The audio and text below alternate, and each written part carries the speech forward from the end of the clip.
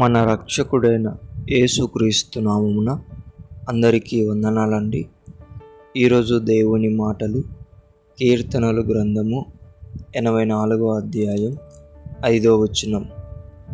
నీ వలన బలమునందు మనుషులు ధన్యులు, యాత్ర చేయు మార్గములు వారికి అతి ప్రియములు.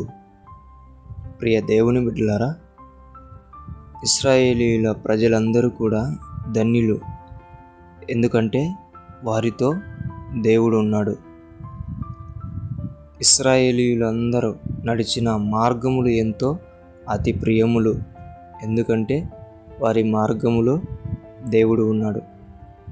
ప్రియమైన దేవుని బిడ్డలారా, నీవు ధన్యునిగా ఈ లోకములో బ్రతకాలి అంటే నీతో ఆయన ఉండాలి. నీ జీవిత మార్గమంతా అతి ప్రియములుగా మార్చబడాలి అంటే నీతో ఆయన ఉండాలి. ఆయన ఉన్నాడా లేడా అనేది నీవు ఆలోచిస్తే నీ మార్గములను నీవు సరిపెట్టుకోగలుగుతావు. నీ జీవితాన్ని నీవు ధన్యతలో నడిపించగలుగుతావు. దేవుని బిడ్డలారా, ఆయనతో పాటు నడవండి. మార్గములను అతి ప్రియములుగా, జీవితాన్ని ధన్యకరంగా మార్చుకోవాలని దేవుని బిడ్డ మనవి చేసుకుంటున్నాం. దేవుడి మాటలను దీవించునుగాక. ప్రార్థించుకుందాం.